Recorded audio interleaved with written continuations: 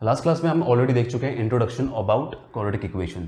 Quadratic equation क्या होते हैं, उसका स्टैंडर्ड फॉर्म क्या होता है एंड कैसे आप किसी वर्ड प्रॉब्लम से क्वाड्रेटिक इक्वेशन फॉर्म करोगे, उसके बारे में डिस्कस किया हमने लास्ट क्लास में। Now we are focusing on our first concept, that is solution of quadratic equation by factorization. कुछ नया टॉपिक नहीं है, आप पहले भी कर चुके हो। हम थोड़ा और डिटेल में इस बार डिस्कस करने वाले हैं और कुछ 4 क्वेश्चंस लिए मैंने। ओके, ये चारों क्वेश्चन जो आपके टेक्स्ट बुक के हैं। सो हम लोग क्या करेंगे, पहले इनके थ्रू जाएंगे and meanwhile I will make you understand how to approach any question when you are solving it by method of factorization. Okay, so nothing new, so I will directly start with questions. पहला हमें दिया हुआ है question, कैसे दिया जाएगा आपको, find the roots of given equation by factorization. Okay, अब ध्यान ये रखना कि हम जब फैक्टराइज करते हैं तो हमें क्या मिलता है, फैक्टर्स मिलते हैं। किसी भी इक्वेशन को जब आप फैक्टराइज करोगे, स्प्लिट करोगे मिडिल टर्म, उसके बाद कंबाइन करते हैं तो हमें 2 फैक्टर्स मिलते हैं। नाउ ये जो फैक्टर्स हैं, इन फैक्टर्स से आपको क्या मिलता है, सॉल्यूशन मिलता है। सॉल्यूशन को रूट भी कह सकते हैं हम लोग। ओके, एंड वही पॉलिनोमियल में हम लोग जो है क्या कहते थे, इसको जीरोज भी कहते थे। तो मैंने आपको कहा था कि आपको ये चीज़ें याद रखनी है, फैक्टर्स, सॉल्यूशन, जीरोज, रूट्स, ये सब के सब क्या है, they basically mean the same. Okay, तो यहाँ पे हम फैक्टराइज करेंगे, फैक्टर्स मिलेंगे हमें, फैक्टर्स से सॉल्यूशन निकालेंगे, उन्हीं सॉल्यूशन को हम क्या कहते हैं, रूट्स भी कहते हैं, जीरोज भी कहते हैं। तो अगर यहाँ पे टर्म चेंज कर दिया जाए तो उसमें कंफ्यूज होने की जरूरत नहीं है। Let us see, roots find करना है हमें, मतलब सॉल्यूशन फाइंड करना by method of factorization. Question क्या दिया हुआ है हमें, x² - 3x - 10। फैक्टराइज कैसे करना है, स्प्लिट कैसे करना है मिड टर्म। तो क्या करते हैं हम लोग, पहले समझते हैं। यहाँ पे कोएफिशिएंट कुछ नहीं है, मतलब यहाँ पे क्या है, 1 है, x² है, मतलब 1 कोएफिशिएंट है उसका। अगर x² टर्म ही नहीं होता तब उसका कोएफिशिएंट 0 माना जाता है। तो इसका मल्टीप्लिकेशन कितना हो जाएगा, 1 × 10 is 10, राइट। हम क्या करते हैं, हमेशा हमारे x² को और जो कोएफिशिएंट है, इनके कोएफिशिएंट्स को जो हम लोग क्या करेंगे, मल्टीप्लाई करके चेक करते हैं कि हमारा नंबर क्या है। 1 × 10 is 10।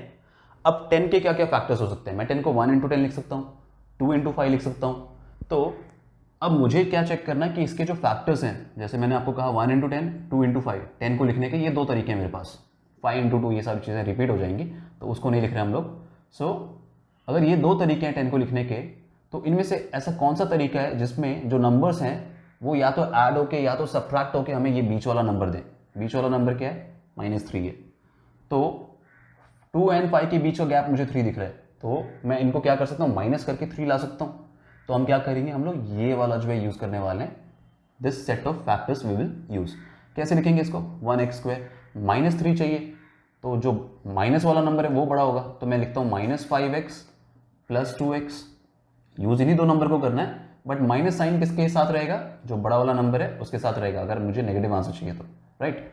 So 1x² -5 + 2 -10। आप चाहे तो उसको 2x - 5x भी लिख सकते हो, इनके पोजीशन चेंज होने से कोई चेंज नहीं आने वाला। ओके, सो ये हो गया हमारा इक्वेशन। इक्वल टू 0 दिया है, हर बार इक्वल टू 0 लगाना है। नाउ अब मैंने स्प्लिट कर लिया है, एंड स्प्लिट करने से बीच वाला जो है नंबर चेंज नहीं हो रहा, -3x। अभी भी अगर इसको मैं ऐड कर दूं तो ये -3x ही होने वाला है। अब चेक करते हैं, अब इन 2 को साथ में सॉल्व किया जाता है हमेशा, एंड इन 2 को साथ में सॉल्व करेंगे। इसमें से क्या कॉमन निकाला जाएगा, x। So this will be x - 5। यहाँ पे 2 कॉमन निकल सकता है दोनों में, ब्रैकेट में बचेगा x - 5। It is very much important that जो आपके नेक्स्ट वाले ब्रैकेट में आ रहा है वो दोनों क्या होने, सेम हो। ज़बरदस्ती सेम नहीं करना है, आपके सेम आने चाहिए। अगर सेम नहीं आए तो there is another set of factors जो कि आपको वो आंसर ला के दे सकते हैं। Okay, so be careful about this part. अब x - 5 कॉमन आ गया, अगर इसको मैं एक साथ ले लूँ तो बच जाएगा क्या, x + 2। अब मेरे आंसर्स क्या क्या हो जाएंगे, x = 5 एक आंसर हो गया मेरा, एंड x = -2 एक आंसर हो गया। अगर मैं x - 5 को 0 से इक्वेट करता हूँ, 5 उधर जाएगा, x = 5 आ गया, और ये 2 उधर जाके -2 हो जाएगा, तो x = -2। These are my 2 roots बोला इसलिए मैंने यहाँ पे निकाला। अगर मुझे पूछते कि फैक्टराइज करके बताओ कि 2 फैक्टर्स क्या हैं, तो ये 2 फैक्टर्स हैं, x - 5 एंड x + 2। ये 2 सोल्यूशन है, 2 रूट्स है, 2 जीरोज हैं। ओके, तो ये हो गया हमारा first question. I hope this is understood. Mid term split करना जो है कैसे करना है वो समझ में आना चाहिए। मल्टीप्लाई करते हो आप पहले वाले एंड लास्ट वाले को स्टैंडर्ड फॉर्म में, जब पहले लिखोगे उसके बाद, एंड उसके बाद बीच वाले को आपको क्या करना है, सेट ऑफ फैक्टर्स ढूंढने जो प्लस या माइनस करके आपको वो आंसर ला दे। नेक्स्ट क्वेश्चन देखते हैं, 2x² - x + 1/8 = 0। 8 इंटू 2 16। पहले मैं एलसीएम ले लेता हूँ बिकॉज मुझे खाली एक के नीचे 8 नहीं चाहिए, मुझे एक सिंप्लीफाइड एक सिंगल लाइन स्टेटमेंट चाहिए। तो ये 8 into 2 16x square minus 8x plus 1 पूरा आ गया 8 एलसीएम। 8 को उधर भेज देते हैं, 0 से मल्टीप्लाई होकर वो खत्म हो जाएगा, राइट। अब वापस से वही बात 16 इंटू 1 जो पहला है जो लास्ट वाला है 16 इंटू 1 क्या हो गया 16 हो गया। अब इसको कैसे कैसे लिख सकता हूं मैं, I can write this as 16 into 1। दूसरा मेरे पास तरीका है इसको लिखने का 4 इंटू 4। तीसरा तरीका है मेरे पास 8 इंटू 2। अब ऐसा कौन सा सेट ऑफ फैक्टर्स है जो मुझे 8 ला के दे दे। अगर मैं 4 4 कर दूं तो ऐड करने से क्या हो जाएगा 8 आ जाएगा। मुझे -8 चाहिए तो मैं दोनों को माइनस माइनस कर लूंगा, -4 विल गिव मी -8। चेक करते हैं लिख के 16x square minus 4x plus 1 equal to 0। इसमें से क्या कॉमन निकल सकता है, यहाँ कॉमन निकलेगा मेरा 4x, बचेगा यहाँ पे 4x माइनस ये पूरा हो गया 1। अब 4x माइनस 1 पहला टर्म पॉजिटिव है, माइनस कॉमन निकालना पड़ेगा हमें यहाँ पे, और कुछ कॉमन है नहीं इनके बीच में तो 1 रहेगा यहाँ पे बाहर कॉमन। क्या बचेगा अंदर 4x माइनस क्योंकि बाहर निकल चुका है, और ये प्लस y माइनस हो जाएगा इक्वल टू 0। माइनस कॉमन निकालने से इनके साइन क्या होते हैं चेंज हो जाते हैं। अब दोनों ब्रैकेट में 4x माइनस 1 आया, दैट मीन्स हम सही चल रहे हैं। एक ब्रैकेट में 4x माइनस 1 कॉमन निकाल लो इन दोनों को तो बच जाएगा क्या वापस 4x माइनस 1। नाउ यहाँ पे दोनों फैक्टर्स सेम है, मतलब दोनों सोल्यूशन भी हमारे सेम होंगे। x इक्वल टू अगर मैं कंपेयर करता हूँ 0 से तो 1 उधर जाएगा, 1/4 आ रहा है मुझे। ये सॉल्व करूँगा तो भी x इक्वल टू 1/4 आएगा, ये सॉल्व करूँगा तो भी x इक्वल टू 1/4 आएगा। That means we have 2 equal zeros, दो सेम सोल्यूशन है हमारे 1/4 एंड 1/4। तो ये हो गए हमारे एग्जाम्पल के कुछ क्वेश्चंस जहाँ पे हमने सीखा कि कैसे मिड टर्म स्प्लिट करना है। नेक्स्ट वापस से हम एक क्वेश्चन लेते हैं। इस बार हमें क्या करना है, इक्वेशन भी खुद बनाना है। इस टाइप के इक्वेशंस बार बार प्रैक्टिस करने हैं आपको, बिकॉज इक्वेशन भी यहाँ खुद बनाना है आपको एंड सॉल्व भी खुद करना है। अगर नंबर बड़े बड़े आ गए तब हमें क्या करना पड़ेगा, will have to factorize them also. Okay, prime factors निकालने पड़ेंगे सारे। उसके बाद आप क्या करोगे, कॉम्बिनेशन बना बना के चेक करोगे कि कौन सा कॉम्बिनेशन आपको बीच वाला टर्म ला के दे रहा है। जैसे यहाँ पे तो छोटे छोटे नंबर्स थे, 16 था तो 16 इंटू 1, 4 इंटू 4, 8 इंटू 2 हो गया।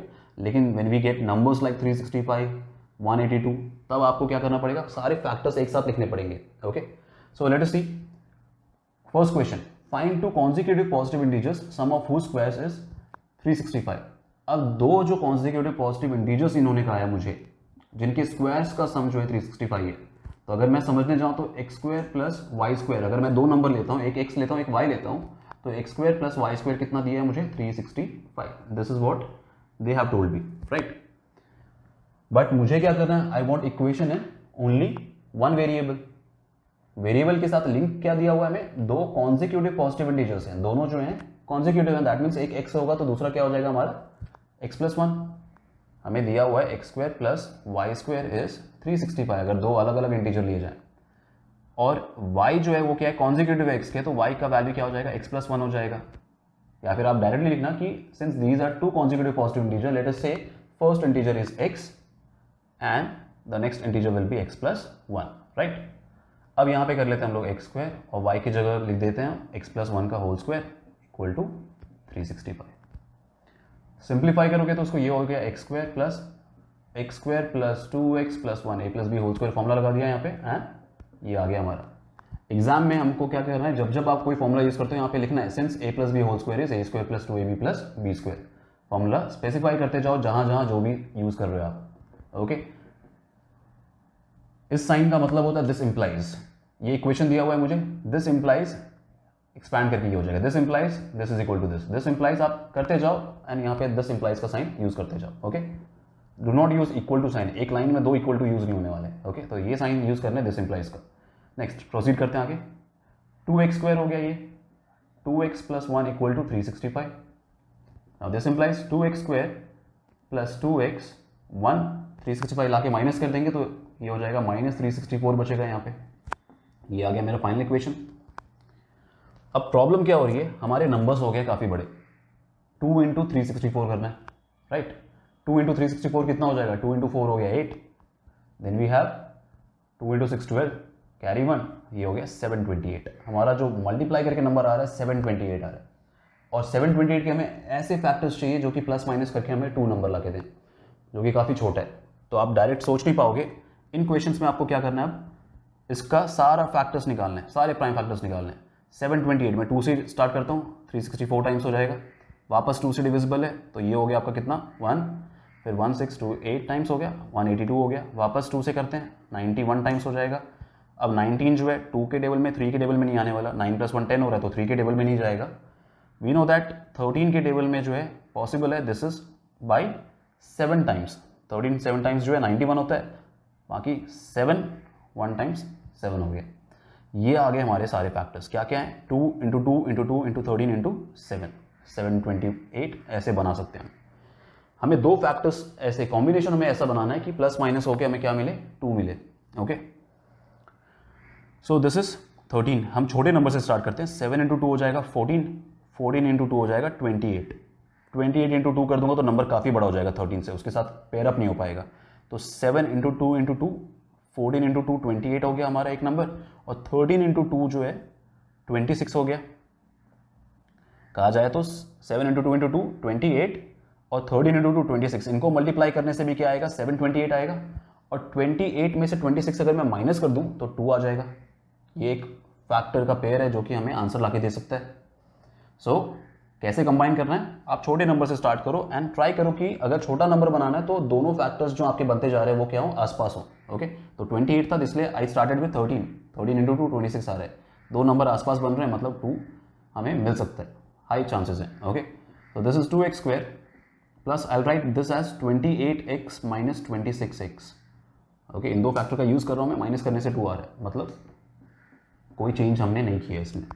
ओके, अब वापस सेम मेथड, क्या कॉमन निकल सकता है, 2 निकल सकता है, x कॉमन निकल सकता है, तो ये हो गया हमारा x + 14, माइनस कॉमन निकाल लेते हैं और 26 कॉमन निकलेगा ही, और ये हो जाएगा x, माइनस माइनस निकल गया तो x + 14 आ रहा है यहाँ पे, राइट। एक ब्रैकेट में हो गया 2x - 26 और x + 14 कॉमन था। अब अगर मैं लिखने जाऊँ, इनको अगर 0 से इक्वेट किया जाए तो 2x - 26 को अगर 0 से इक्वेट करेंगे तो x की वैल्यू आएगी 26/2, दैट इज 13, और अगर इसको 0 से इक्वेट किया जाए तो x की वैल्यू आएगी आपको -14, right. But we want only positive integers, that means we are ignoring this thing. x can not be negative because we have only considered for positive integers, तो हम लोग ये इग्नोर करेंगे, तो हमारा x का वैल्यू सही वाला क्या हो जाएगा, द सही वैल्यू इज x = 13। अब x की वैल्यू अगर 13 है तो नेक्स्ट इंटीजर क्या हो जाएगा, 13 + 1 14, right. 13 and 14 are 2 consecutive positive integers which we are talking about. अगर चेक करना है, वेरीफाई करना है, तो आप क्या कर सकते हो, हमें मालूम है x² + y² 365 आना चाहिए। x² क्या है हमारा, x है 13 और y है 14, 13 का स्क्वायर कितना होता है, दैट इज 169, 14 का स्क्वायर होता है 196, ऐड करके देख लेते हैं, ऐड करने से हमें 365 आ रहा है, दैट मीन्स हमने जो किया है that is correct. Word problems की अच्छी बात यह है कि आप हर बार अपने आंसर्स को क्या कर सकते हो, वेरीफाई कर सकते हो। तो यहां पे हमने क्या सीखा नया, that whenever we have larger numbers, जो बड़े बड़े नंबर्स आ जाए हमारे पास, उस समय हमको क्या करना है, प्राइम फैक्टर्स सारे ढूंढ के निकालने, उसके बाद सॉल्व करना है। Last question, find 2 numbers whose product is 27 and whose sum is 27 and product is 182। 2 number है, x + y ले लेते हैं, सम दिया है 27 एंड प्रोडक्ट दिया है x × y दिया हुआ हमें 182। 2 वेरिएबल नहीं रख सकता हूं मैं, ओके। तो मुझे क्या करना पड़ेगा, y को x के टर्म्स में लिखना पड़ेगा। अगर मेरा एक नंबर है, लेट 1 नंबर भी x, जो अदर नंबर हो जाएगा वो क्या हो जाएगा हमारा, the other number that is y can be written as 27 - x, right. जो इक्वेशन दिया है मुझे वहां पे मैंने रफ में लिखा y can be written as 27 - x, तो उसको मैं सीधे लिखता हूं, एक नंबर x ले लेते हैं, दूसरा नंबर हम लोग क्या करते हैं 27 - x लेते हैं। अब इनका प्रोडक्ट दिया हुआ है, यहां से इक्वेशन मिलने वाला है हमें, प्रोडक्ट दिया हुआ है क्या 182x × y क्या हमारा 27 - x, this is given as 182। Multiply करते हैं, ये हो गया 27x - x² = 182। x² पॉजिटिव चाहिए तो सारे नंबर्स को उस तरफ लेके चलते हैं, x² - 27x, इस तरफ ये 182 पॉजिटिव ही है, तो ये हो गया आपका 0 के बराबर। या फिर आप 182 को इधर लेके आ जाओ, लेकिन एक्स स्क्वायर पॉजिटिव रखने के लिए आप क्या कर लो, सबका साइन चेंज कर दो। साइन चेंज कर सकते हो बिकॉज राइट हैंड साइड में जीरो है, साइन चेंज करने से कोई फर्क पड़ने नहीं वाला, जीरो माइनस हो या प्लस हो जीरो ही रहने वाला है, राइट। आफ्टर दिस इक्वेशन आगे हमें चेक करना है। अब यहाँ पे 1 है, 1 इंटू 182 इज 182। 182 के क्या क्या फैक्टर्स बन सकते हैं, 2 से करेंगे 91 टाइम्स, लास्ट जैसा ये 13 इंटू 7 और ये 7 1 टाइम्स। हमें ऐसे फैक्टर्स ढूंढने जो कि हमें क्या करें 27 बना के दें। छोटे से स्टार्ट करेंगे, 7 इंटू 2 14 होता है, 14 एंड 13 को अगर मैं जोड़ने जाऊँ तो 27 बन रहा है, मिल गया हमें।